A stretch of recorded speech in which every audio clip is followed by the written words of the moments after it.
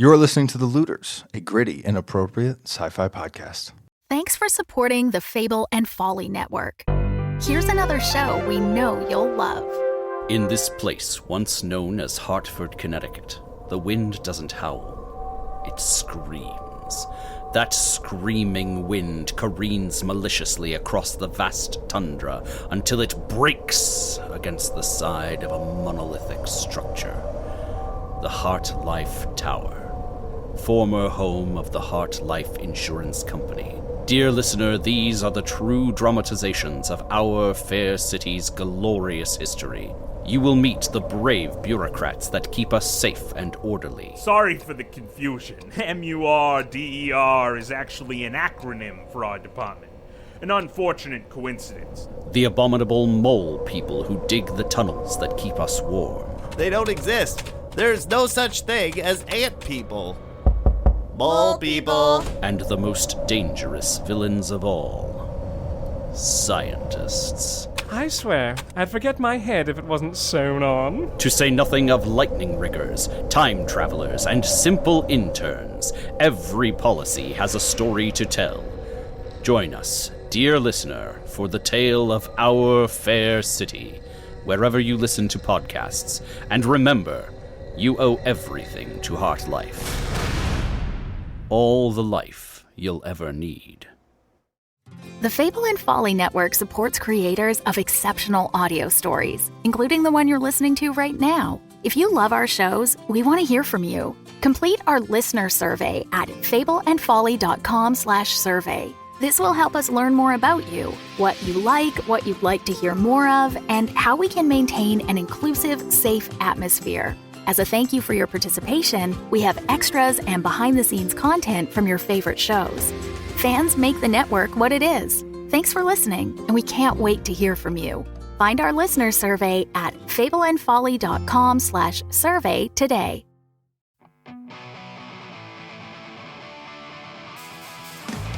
Hey! Welcome to the Looters Podcast. We're a sci-fi actual play space western tabletop RPG podcast using the Stars Without Numbers system and set in a universe of Matt's own design. My name's Andrew, and I play the character Ardi. Thanks, Melinda. I feel like we do at some point in there. But... I'm Deanna, and I play the character. Sorry, this is gonna be really hard for me doing To not Why are you just swiveling? swivel away from the mic, like fully, like a foot away. Yeah, it's so fun. Okay, I'm Deanna, and I play Capitan. And I'm Ian, and I play Levi. And I'm Melinda, and I play Theo. And I'm Mathew, and I play everyone else. All right. Ayer! I like how we didn't talk about how good that was. I was waiting for you to talk about how we did it. That's your job. Going full meta. Wow. That's your job is awesome. Well, this week we have a very special intro question. I'm so excited. This one is by our friend from the Discord, Breaking Baddie. Ooh. I love that. Ooh, it's a little more reflective. Ooh, yes. I like a reflective question. What? Do you? Yeah, I do. This chair is doing things. Yeah, I know. Like, It's so fun. You guys Deanna's should in a try more it. bigger, Freeing her. swivelly chair. It's... Breaking Baddie asks, did you have any thoughts of taking your existing characters in different directions? well, is that more so in the context of like, oh, like with the decisions we've made during the podcast, or is that more so like in the context of like, oh, like we make the character and then we just like kind of like, is it asking more like, oh, like changing backstory stuff, or more so like decisions made during the podcast? I get the way I look at it, and this might be a third thing, is I think of it like when I made this characters and I started to have kind of expectations or ideals of like what type of character this would be and how they would play out. Mm-hmm. How much did that end up matching to where they are now? So expectation versus reality kind of thing? I was thinking it was more of like when El Capitan was like, I'm going to roll the dice and see what change my character makes and how it was I think it was a failure, was not what you listed for the number difficulty. And you were like, okay, I am not consuming marijuana anymore. I like not being chaotic. I'm trying to be locked in and be a good leader. Like, Yeah. I feel like that is more in line with what we're talking about with the question, but Yeah. you can answer it whatever you want. No, that's how I feel too. I think I'm saying the same thing. Yeah.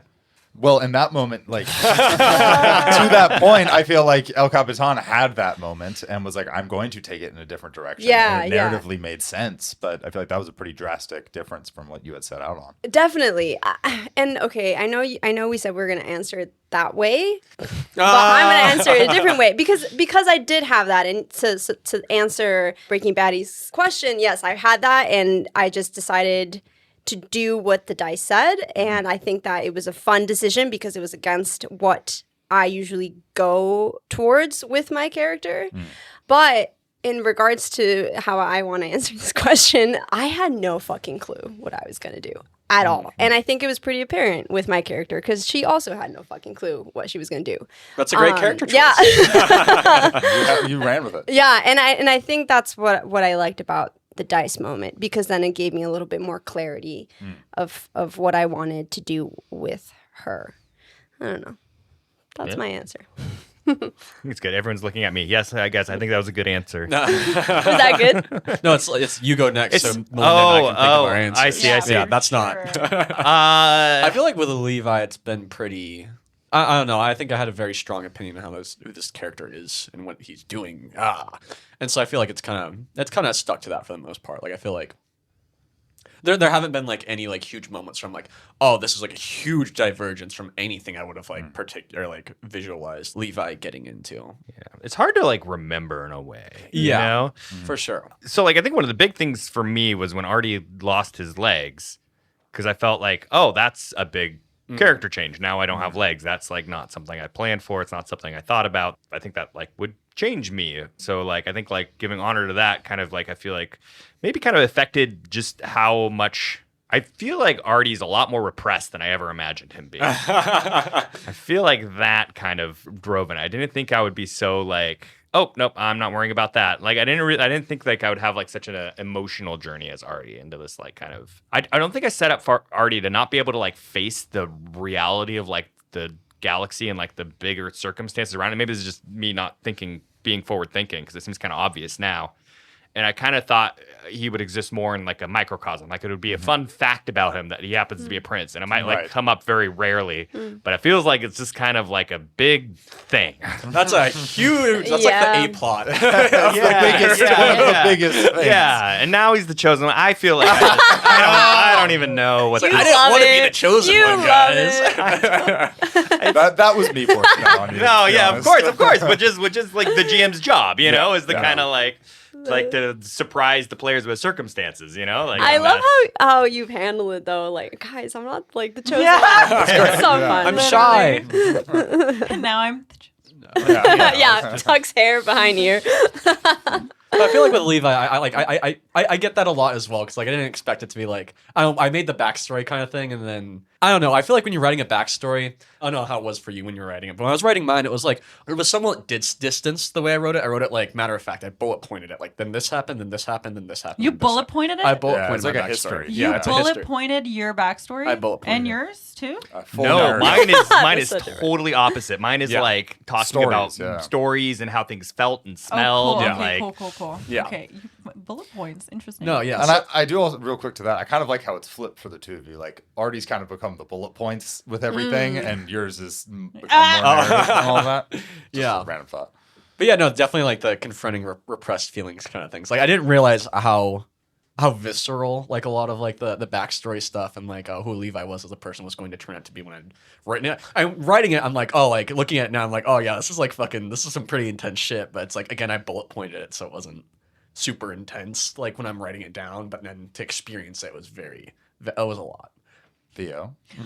Yeah. No, I wrote a backstory, and we've lived everything that Mathew has put us through, and I've completely committed to that based on the backstory that I have created. I've never throughout this journey been like, oh my gosh, Theo's gonna be evil now and I'm gonna do something totally different. Like that's never been anything, but obviously we are put in these like impossible situations where we do have to like make decisions that we never would have thought that these characters would have had to make. So in a sense, yes, but I haven't like, not like consciously, I haven't been like, oh, I'm gonna make Theo this way now. Like it's just like a product of everything that she's experienced. Yeah. And I do feel like this is something about all being actors too, is that we do really like to experience things that we don't expect. We like to like find a new experience and surprise ourselves, and never knew we could feel that way before. Yeah. And with that being kind of just our group mindset, when we make characters, we're like, okay, I don't even want to think about this too hard. I want to just figure it out and feel it in the moment. Yeah. Let it hit you. Yeah. I feel like there's one thought for you guys, what you've all just said, and then actually answering the question. One, I think from the actor standpoint as well, like I've mentioned this a lot. I think you guys have all adopted this thought of like the story comes first. And so as much fun as it might be to be like, Theo's evil now. Right. Like you're like, no, this is the character I've created that's in this world and is now sort of more or less set in that and might be changed drastically by the circumstances. Yeah. But not artificially changing the characters just to fuck around and have fun. Artificially is great. Yeah. And then in regards to from a GM standpoint, there were things that the group did that made me have to adjust quite drastically. But for the point of what I've wanted to tell with this story, it's been like 100% on track with what that's been and has not really shifted and changed, which has also been afforded by the fact that we have multiple seasons to explore other things. So it's like, great, we can really explore this right now. So that's sort of the GM's answer. That was really philosophical. I know. We're in like we're in a mode today. Philosophically move. Can I get a pencil? You sure can have a pencil. Thank you. And with getting the pencil, let's hop into it. What happened last time? You all met up with Avelia, and Levi dropped a little lore dump about his past to allow things to move forward with Avelia, who is the leader of the rebellion here on Janus. You were able to learn about Avelia's plans, and what she informed you of is they're planning on blowing up the main government building, where they will destroy the Interstellar Empire's sort of political mind to allow to create a lot of strife, while doing it under the guise of Martian conglomerate soldiers to bring the Martian conglomerate into the war. They have also informed you, and this is what you are helping them with, that a sort of secret agent guy who is kind of controlling things from the background, the leader of the White Company, Claybar Blacksun, you all need to go and get rid of him because he is being transported from a prison where his guys are going to stage a breakout to allow him to be free from the prison that he's in and really have control over things in whatever way he sees fit. At the very end, the two ladies of the group went to sleep to rest up for the day ahead, while Ardi had given a list to Avelia of stuff they needed and a guy was going to get it. Ardi was also prepping some equipment for the group, and Levi went ahead and was the only one to take a shower, despite everyone walking through the sewers. And you slept in that. That's crazy. You slept in that. I was really, that real quick from a talkback standpoint, was stunned that Levi was the only one that decided to take a shower. Psychopath behavior. Yeah, but from the three of you. And then Levi, you linked up with Ardi while he was building some stuff and had an interaction with Sky, where Sky informed you all that the Martian conglomerate soldiers had gotten in and were starting to cut into her hull to break inside, and in that moment was going back and forth with the two of you about what to do next, and ultimately made a judgment call against the two of y'all's input.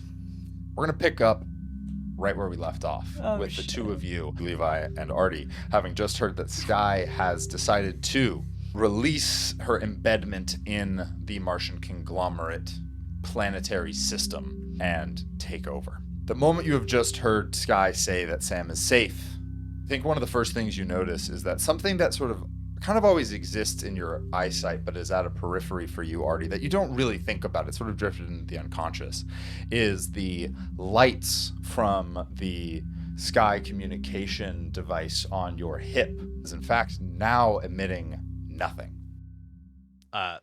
Sky? Sky? Can you try just calling her like off the data pad? Let me try sending a ping or something. Yeah, I don't know. I'll like go on the communications and basically just do like almost like a network test thing where I'm just like sending a ping to see if it pings back, see if it's online. Nothing's online. Nothing's online? Yeah, Sky might have deleted themselves or something crazy. That maybe could have been the protocol. It could be that maybe the hidden protocol was just like a safety measure. Like if you get this much processing power, we shut you down. It could have been a safeguard. I think that's like a best case scenario. Unfortunately, Well, what do you think? Do you think this guy's like just ignoring us? I would reckon so. Yeah. No, it seems like she wasn't all too happy with the suggestion that we had tried to make. Try calling Sam maybe. Oh yeah, I'll call up Sam. Rings once and then nothing. Huh. He's getting the call though, right? If it's ringing and then he's ending it, that means he's seeing it. Or unless Sky's like shutting it down early or something like that. Yeah. I mean, it's Sky at this point. I think Sky could probably spoof us and make us get any feedback that we want, unless we're trying to like hack it. Do you want to borrow my data pad and see if you can figure out what's going on? I mean, but like in the first case, like how is she even able to upload herself into the Martian conglomerate system? I mean, like she wasn't plugged into, as far as I know, and plugged into like anything remotely related to that. Like she wasn't like in their their internal systems whatsoever. Maybe someone plugged her in. Maybe it was like just someone on the fuel dock, just like thought the ship needed a system update. Shit. Okay. Yeah. Here. So I'm sorry. I'm like a little. What should I try to do right now? I would try to use my SSH client to try to log into her local server and just see if you can, super user your way into getting some sort of permissions. Okay. Yeah. No. I'll do what he said. Okay, go ahead and give me a programming check. Plus intelligence. You doing good, Melinda? I'm good. Why are you stressing out? Okay. You didn't. 7, 9 plus wisdom, intelligence. Intelligence. That's a 10. From a less technical standpoint, what is it you're trying to do? Get into the Chimera Core internet services and see how it has been affected, or if it's even been affected at all. And I quickly turn on my VPN before I hand in my thing. So we can yeah. You attempt to break into the Chimera Core central database, and you can't get anywhere. Like, is it like not even like? Is like the? I guess can't find it. Like its IP address where it should be is empty. Is internet even on at this point? You don't know. I go to google.com. What do you look up? I'm literally trying to just see if I can get to like a website interface. The internet here where you're at is fine. All right. We're still able to connect in, so it's not us necessarily. Well, shit. I don't know what to do from here. I mean, I think this is just.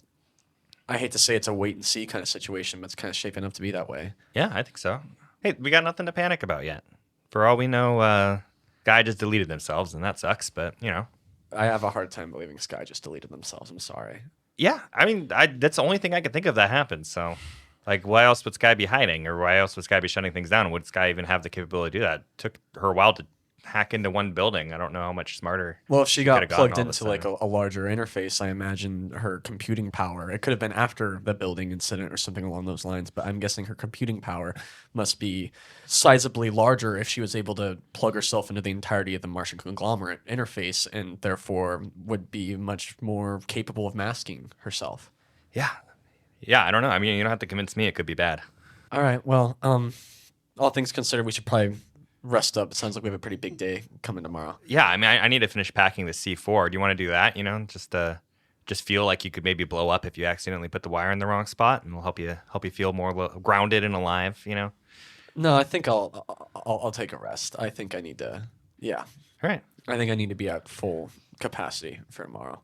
You're all good to keep working through the night. I mean, we've just went through the shitter, and you just kind of seem to keep preoccupying yourself with stuff. Yeah. No, I'm doing fine. I don't know. Like I guess Ardi, it's just kind of the way you say that. Like I'm doing fine. It's just I don't know. We just have lived through like some pretty traumatic events, and there's kind of like it wasn't that traumatic today. It was traumaticer earlier. I mean, I'm not the one that lost my limb. You're the one that's probably. Well, it's not. No, we watched like a man lose his wife, and there's kind of like and even when you're saying like in the office the other day, or a couple hours ago, there's. I don't want to call it like apathy, Ardi, but there's like it seems like you're kind of distancing yourself from what the world around you and what's happening. Do you think that's a bad thing? I don't know. I mean, I think it's important to care, but I don't know. Maybe like when you are dealing with life and death maybe matters. We should have this conversation like, a week from now if we survive. Okay. Just wanted to check in, but yeah. All right, and with that, I leave. And Levi, you leave Ardi to continue packing C4 and get the gear ready for the next day. Levi, you head to the sleeping chambers where you see both El Capitan and Theo knocked out right now, snoring away peacefully, and you hop into one of the bunks, and I think the little bit of sleep you get is rather fitful in all of the things flashing through your mind, but I think the thing at the forefront, what you have just heard about Sky. Mm. With Levi coming in, I hear him go into his bunk or whatever, and that wakes me up and then prompts me to go take a shower. Covering your bases. All right, brilliant. The next day... Hit point regen. Oh, don't worry. We're going to get to that. Yeah, I was going to say, because we're going to get to that. Cooked. Early in the morning the next day, Aberly actually passes you, Ardi, as you're finishing up. It's time. Perfect timing, I say as I finish zipping up my rucksack and sling all my shit over my shoulder. Hell yeah. And you head to the sleeping chambers to get your friends? Yeah. Awesome. Yeah, so the three of you are awoken by Ardi coming into the quarters. Anything in particular you want to say or do while the four of you are together? I'd like to go shower. Well, I'll take a shower too. Okay, first shower. You and Theo can go ahead and take a shower. All right. Well, I'm going to turn to Aberly and be like, so the stuff from McGlucky's, body armor, got any of that? My man should be back soon enough, and he should have all of the gear that you're looking for. If you need to do anything else, now's the time. Meet me in the planning chambers as well, and we'll get the show on the road, so to speak. All right.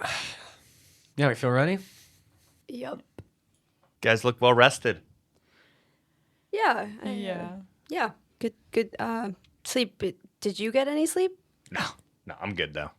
I see really dark bags under his eyes. Oh, yeah, you do. But I just have like a big smile on. Yeah. Yikes. Just to get a quick refresher, what's the exact equipment we've tried to get, Ardi? Well, I got you your foot. This is Levi's new foot, everyone. Kind of like a spider. Oh, wow. That's pretty nifty. It's a spider. That's kind of cute. And I throw back my cloak and reveal I'm hovered already now. Whoa. How did you do that? A lot of taking apart the hover chair. Hover Ardi is funny. But it's pretty smooth, pretty flexible. It's got an auto-piloting thing in here that's helping me move around a little bit. And how be careful. tall is Ardi in comparison now? Because before, with the legs, you were like damn near 7 feet. How tall do I want to be? I guess I have hover things on there. I don't know. They're probably like back to normal height. Back to normal height. All maybe right. a little shorter. Maybe. Yeah. How tall are you? Today? 5'8". 5'8". I'm 5'9". Fuck. Yeah, Levi, you watched in the sort of sleeplessness right before you left him, like when you were really tired, you saw him do a little adjustment on the legs. You should have sworn he got a little taller. All right, nothing else? No. Okay. You four then head over to the meeting chambers that you met Aberly before where you saw the model. There's a guard standing out front. It says to the four of you, "One moment, Aberly will be with you shortly." El Capitan and Theo, you can roll a notice check because you're a little bit more slept, a little bit more alert. Give me a notice check plus strength. Strength. Interesting. That is interesting. 8. 8. I also have an 8. With an 8, you can overhear a little bit of the conversation happening in the room ahead of you. And the one thing you both can kind of make out is, I don't know what's happening. Nobody was on the streets when I was leaving. There was nobody to stop me. Everything's quiet over there. That's all you hear.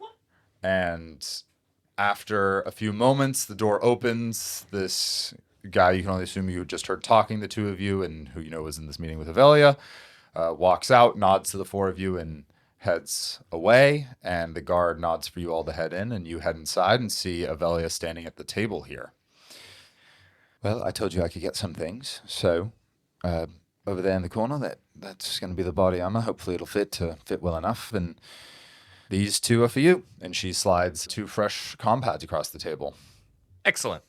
Thank you. The update. Hang on a second. You all right there? Huh? That was a heavy breath. Yeah. You're not going to fuck us over, are you, Aberly? What would be the point in that? I just want to make sure that if I know that there's some history here, and if there's still antagonistic feelings you feel towards me, that's only directed at me and not my friends. Because if this is a suicide mission, I swear to fucking God. First, if I needed you dead, you would be. Second, it is not meant to be a suicide mission, but it is not going to be easy if that is what you are presenting. If you are getting cold feet, good luck, but better run now. Yeah, all right. Any final questions? How's the internet been working down here? Just out of curiosity. We've been having some issues connecting to some Martian conglomerate databases on our comm pads as of late. Down here, the internet is working fine as far as I can tell. Yeah. Okay. And no news up top concerning the Martian conglomerate and any of their comings and goings, nothing out of the ordinary? Nothing that I've heard. All right. Are you not going to ask about your girlfriend? Yeah, I'm sorry, I've been preoccupied. Yeah, how's Smelda doing? She's in rough shape. She is presently in a coma, but assuming things go well today, we should have the equipment and resources to be able to make sure she pulls through. If you were looking for further incentive to make sure that today goes in our favor, then you can take that one. Okay. All right, then. So, what's going to be happening here today? We will shepherd you up to the surface. You will be donning Interstellar Empire Guards vac suits. You'll be exiting to the surface in one of their prisons. What you will certainly see is not for the faint of heart, and is the reason why today is happening. My people will make sure that you get through to the other side and get out of there without any harm befalling you. From there, you will meet my associate, who will have his ship, and from there, you all will attack the train. He has further information about where that will be, and some further info and intel that you will need, but not at the present moment. Keep your heads down, stay quiet while we move through the prison, and, well, nothing should befall you. I take it you have plenty of ammunition for those weapons? Yeah, we're all set. Very well.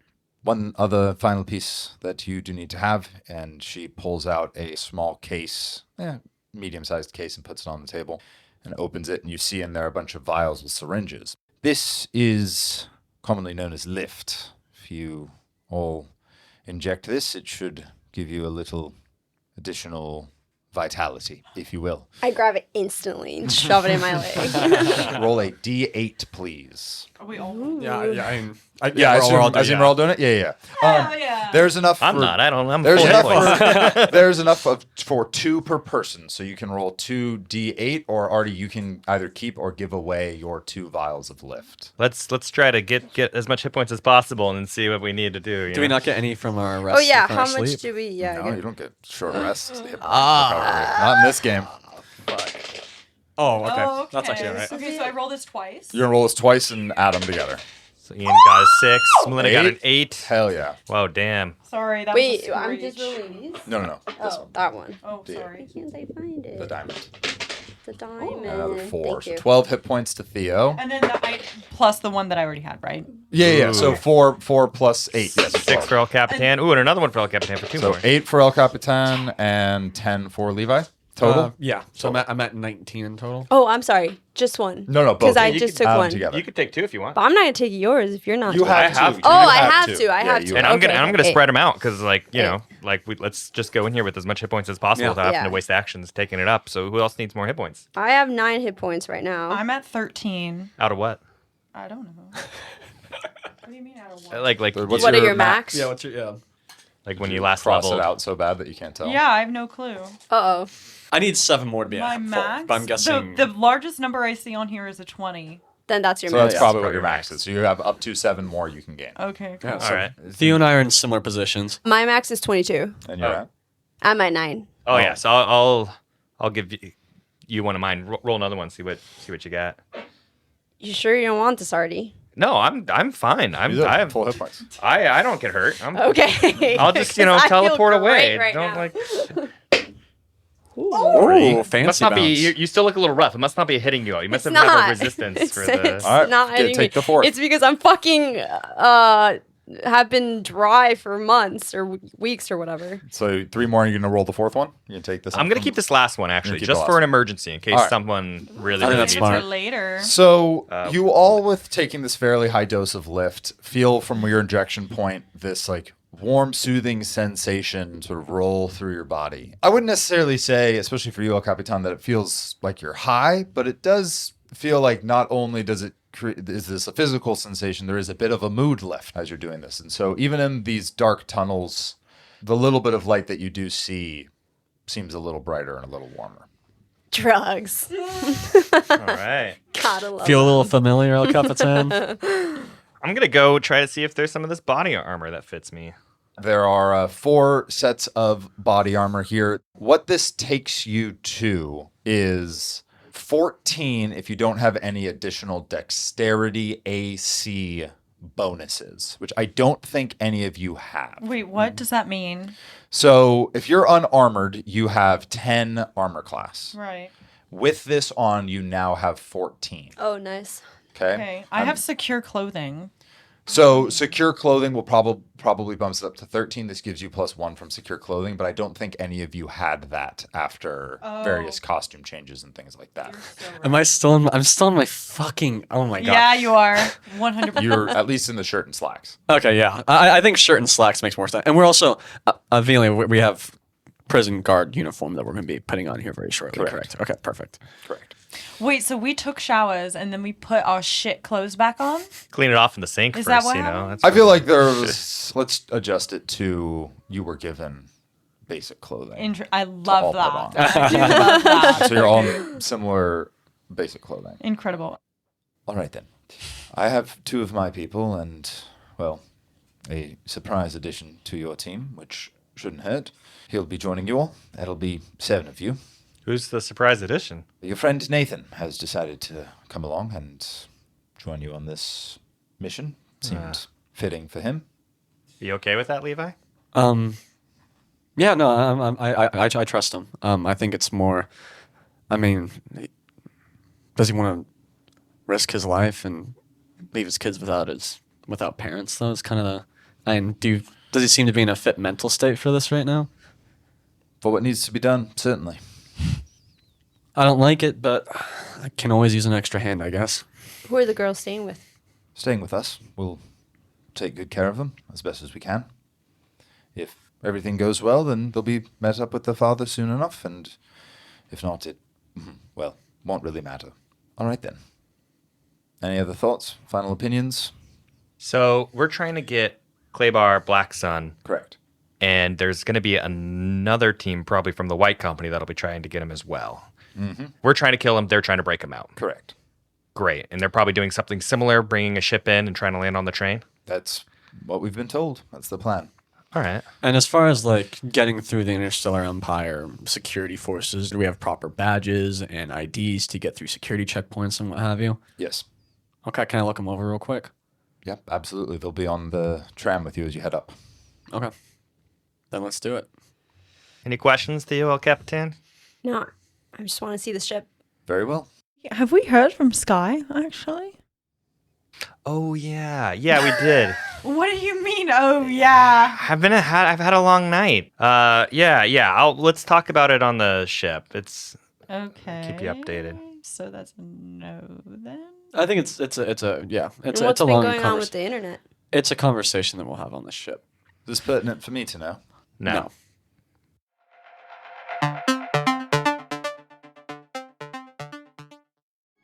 Looking to get out of the ads and back to the story?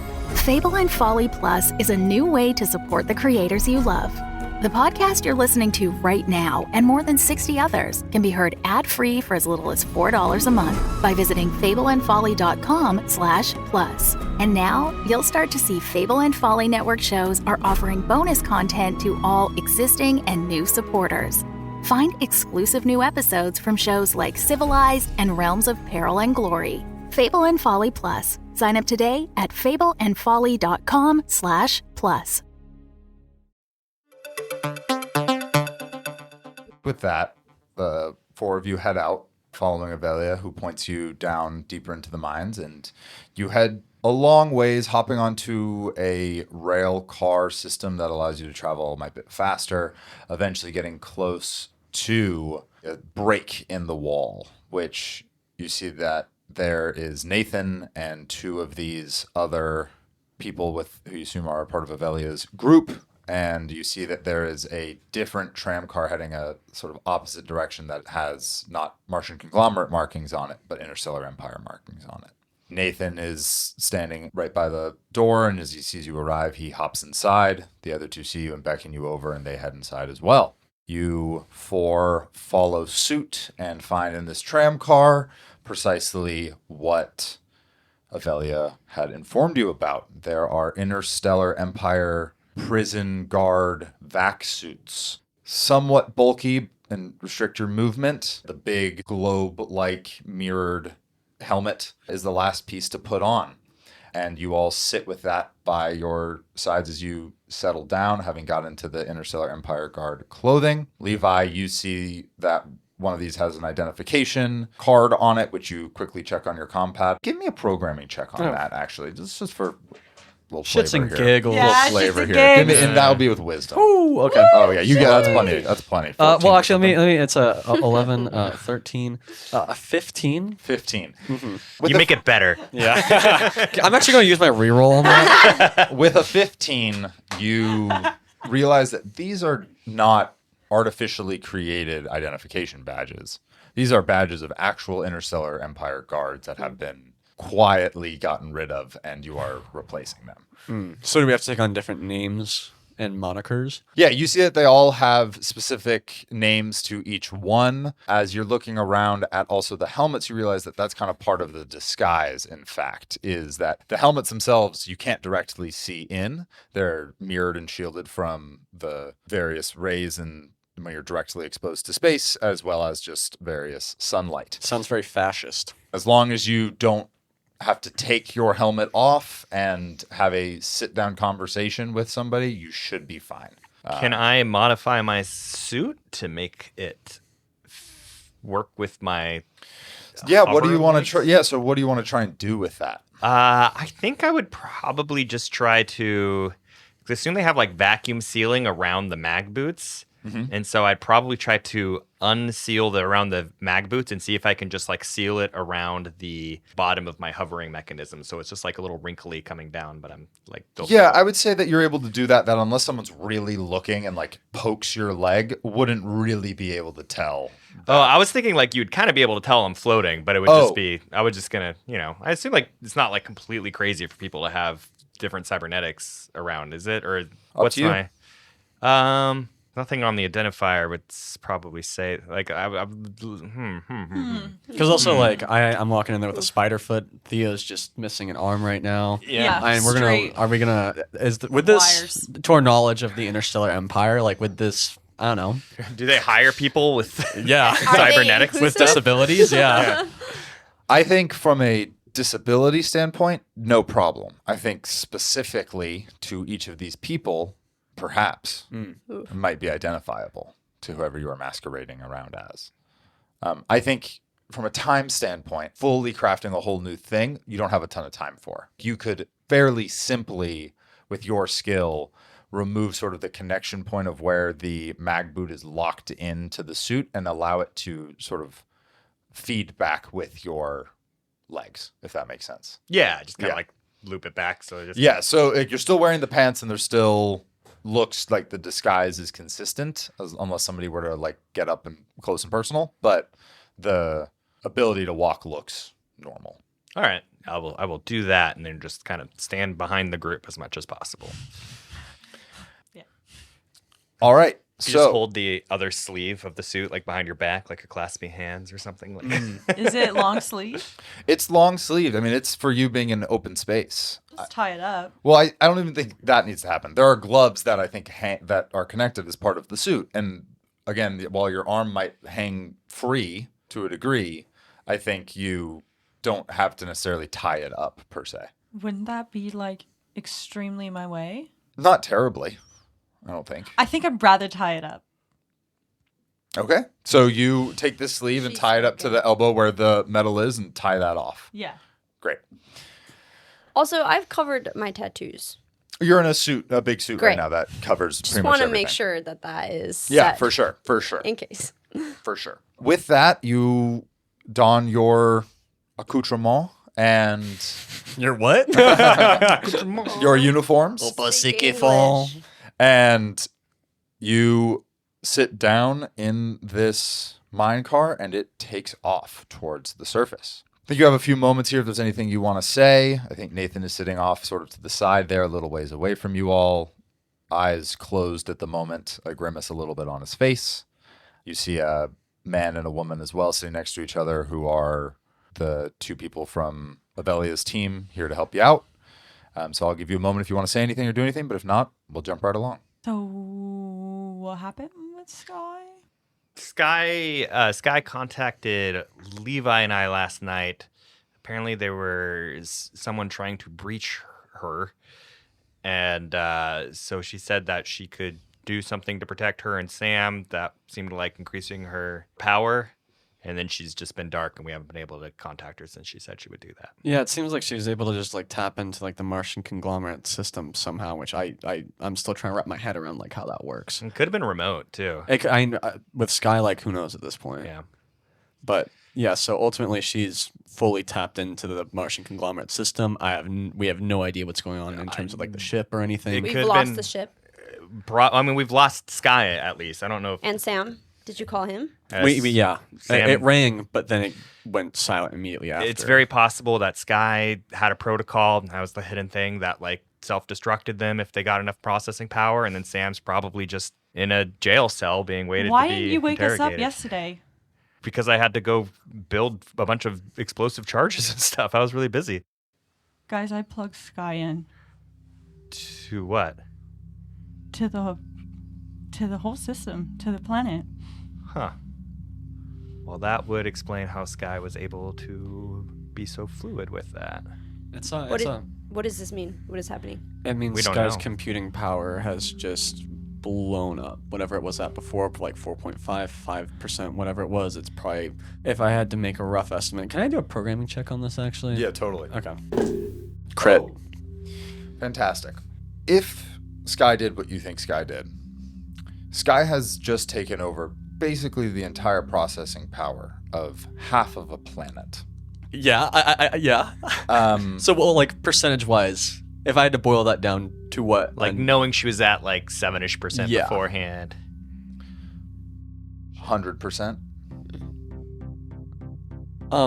Sky theoretically could be operating at 100% of her computational power now, which And what does that look like?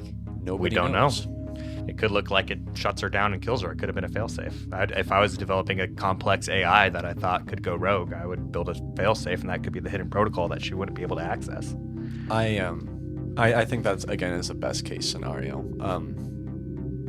I don't know. It seems like whoever was designing Sky was designing her for the purpose of reaching this 100%. Can I try calling her? Mm-hmm. Okay, I call Sky. It rings a few times for you, and then is ended. Yeah. So ultimately, I'm sure there's going to be some fallout from this, but it's not the matter at hand. And I think what we need to do now is we need to bear down and focus with what we're walking into right now. You gonna be able to focus, Theo? Because we need you to. What's wrong, Theo? Sky and I were up there for a while with Sam, and Did Sky do something while you were up there? I thought she was my friend. I told her everything. Levi, I'm so sorry. Hey, it's okay. It's okay. I told her everything. Wait, told her what? What did we tell Sky? Everything about me. Everything. That I didn't trust you. It's fine. Don't worry. Hey, Theo, it's okay. And then I wanted her to trust me, so I plugged her into the system, and now we have no idea what she's It's capable fine. of. Theo, we'll handle it. Okay. It's okay. I understand. Wait, what? You saying she manipulated you? I thought we were friends. What? I'm confused because what's happening? Because she's a computer. Yeah, it sounds like she used some sort of, I don't know, like it sounds like Theo thought she was something more and got confused and Sky was able to manipulate her. Did Sky like do anything in particular? Is there any like No, we were just psychological had thing? conversations about how like she felt like we were using her and like how I was trying to be like, we value you and you're not just like a product to us. Is that why you came down to the planet? No, she kind of said to. Sky Great. told you to come down? Yeah, she said she wanted to help. Yeah. Well, obviously Sky was lying. I don't think it's that cut and dry, Ardi. No, Sky operates like a person, and like and it's one of those things where it's like I get why you opened up to her. I really do understand, Theo, and you're not at fault here. Okay. I'm really sorry. No, it's okay. It's okay. It's okay. Guys, what do we do? What do we do? Nothing. There's nothing to do right There's now. nothing to do right now. It's Okay. all right. Yeah, you just got bamboozled. As you say that, Nathan speaks up. Well, if there's something to do, it's put on our helmets. We're pulling in now. We don't want them to see anything. Okay. The four of you grab these big bowl-like helmets and throw them on. In this darker space, it's hard to see out through the mirrored reflection of this glass. The cart that you're in comes to a halt, and the door to the side opens up. Light billows in. Nathan heads outside with the other two rebels. Then I think the four of you follow suit. As you exit this small craft, you look to your right and left and see that there are a whole bunch of these other ones marked with Interstellar Empire insignias on them. And there are 12 other people in similar uniforms as you all milling about. You see, somewhat surprisingly, no fencing. You look out on the gray surface of Janus, of this seemingly desolate rock, and you can see somewhat off in the distance the reflections of some of the cities of these big bubbles that they're in. And what you see before you is basically this large cliff face where these miners have been sent down. Off towards the far side, away from this big cliff face here, what looks like barracks, dark black metallic buildings that look all sealed. And there are a variety of different people in these Interstellar Empire insigniaed vac suits milling about. They're carrying weapons. And you see that they're jostling around hundreds of other people in these cheap-looking, patched-up vac suits with big red, like, paintbrush slashes on them. Basically just serving as markers of what you can only assume are the Gurnathi prisoners here being forced to mine. You see on the far end of this prison encampment a larger hill that looks like if you head over to the side of it, there might be something else hiding on the back side of that, maybe a ship, perhaps.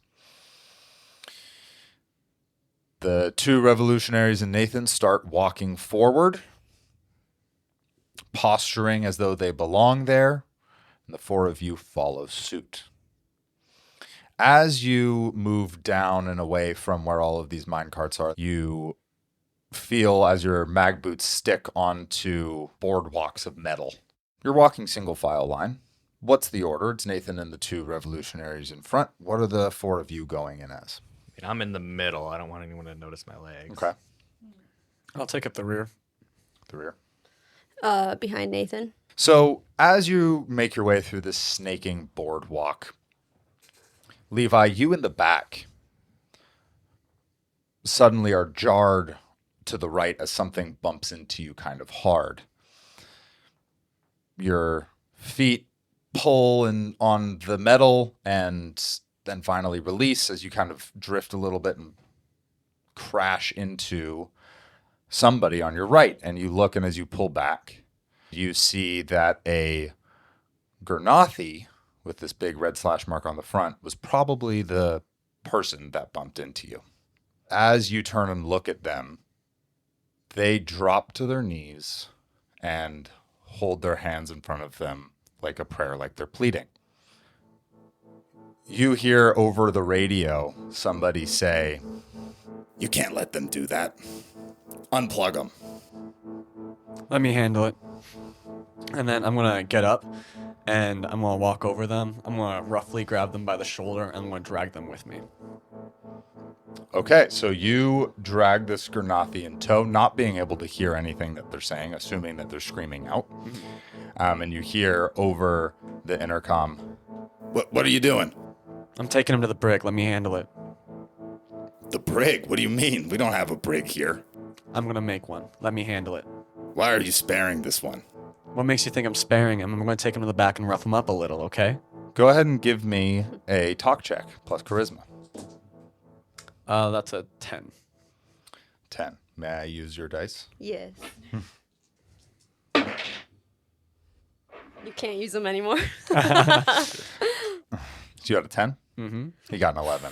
Oh, what? He has 2 fucking charisma? He gets 2. Oh, well, I actually don't like him, though, so what does that say about his charisma? You got him so good. Don't rough them up where no one can see. Make sure that they all know their place. Quit moving and get it over with so you can get back to work.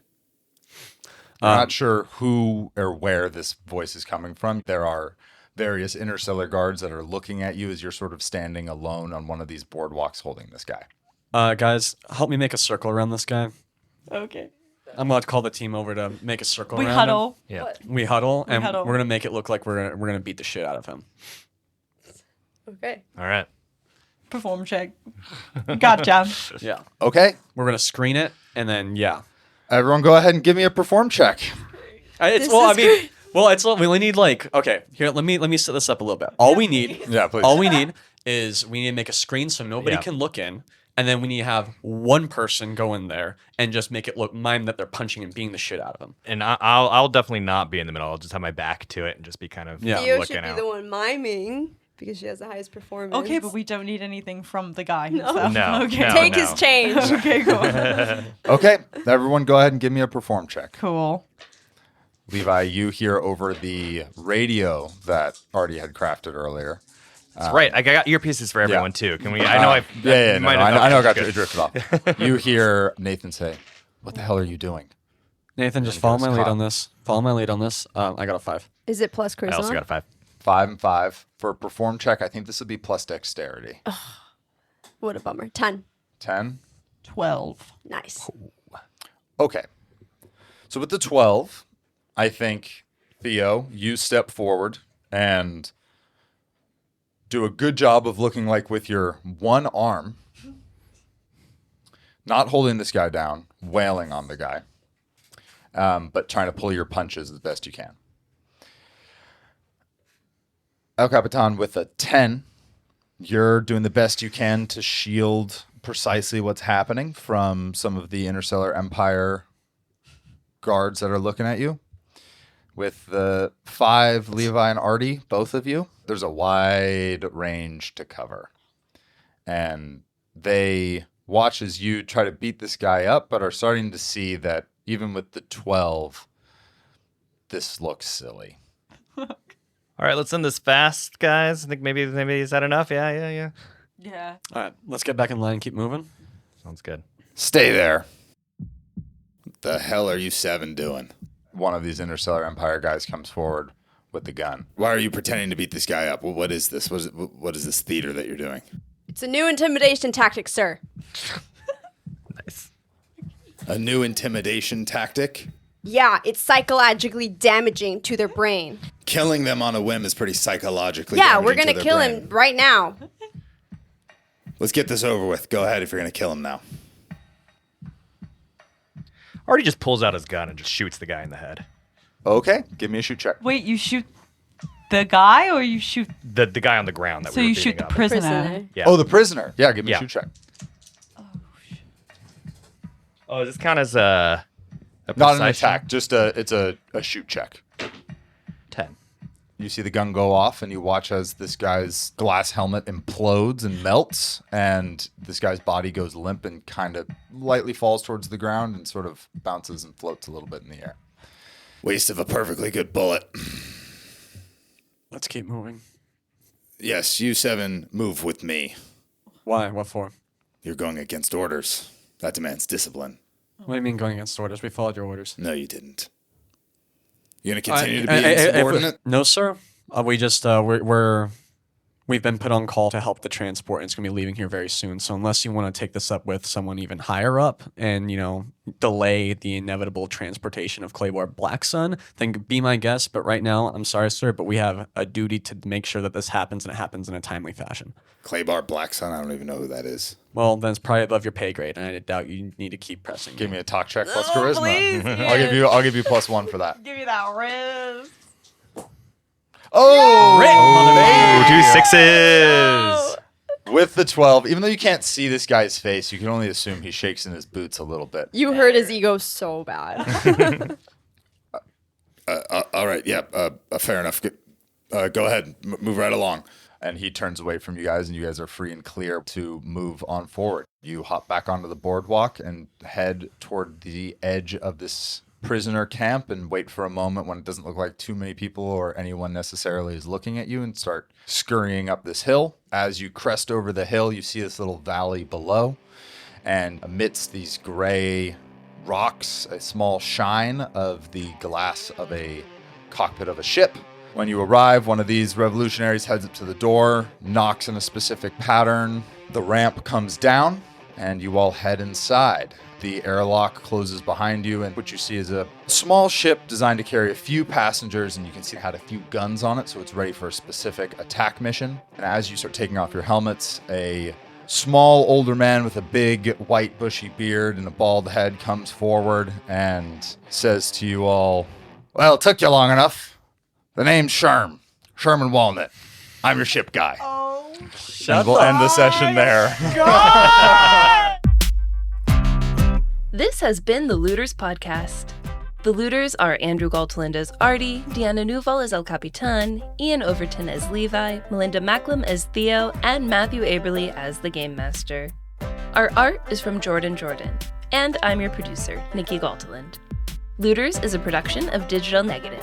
We're a proud member of the Fable and Folly Podcast Network, and we record under a SAG-AFTRA collective bargaining agreement. Big thanks to Breaking Baddie for today's intro question. If you would like to submit a question for the cast to answer in the intro, head on over to our Discord.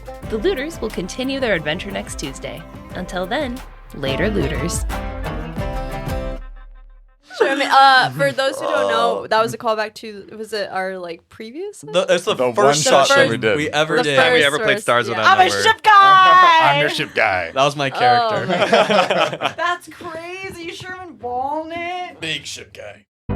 The Fable and Folly Network, where fiction producers flourish. Dum-Dums and Dice would like to welcome you to the grim darkness of the 41st millennium in the Valentine Heresy, an actual play podcast set in the Genesis adaptation of Warhammer 40,000's Dark Heresy RPG. Newly promoted Inquisitor Lucius Valentine has received visions of the death of the immortal God Emperor. With few options before him, he teams up with hive-bred criminal siblings Lyric and Alto. Together, they must defeat a cabal of shadowy foes to save the Emperor and the Imperium. Can this trio of unlikely heroes survive in a galaxy where there is only war? The Emperor is going to die in a year. My job is to make sure the Emperor doesn't die. Because if the Emperor dies, the Astronomicon goes out. And the only thing keeping the Imperium alive is the fact that we have a very large navy and a very large army and space marines, and they shoot everyone. It's delightful. Praise the Emperor. Thanks for that. But if the Astronomicon goes out, we have no navy, we have no ability to defend ourselves, and the Xenos and Chaos will overrun us instantly because there will be no defense. So every planet will turn out like Galen's Glory? And that would be the best case scenario. Which is why we need to keep the Emperor on his throne. I spit in my palm and put my hand out for a handshake. Am I supposed to do something in return? Is this... I'm sorry, I just don't know what this is. Alto's like, yeah, like this. He spits in his hand and puts it out towards you as well. Then I spit in both palms and shake their hands separately. We have an inquisitorial band. Warhammer 40,000, the Valentine Heresy. Available now.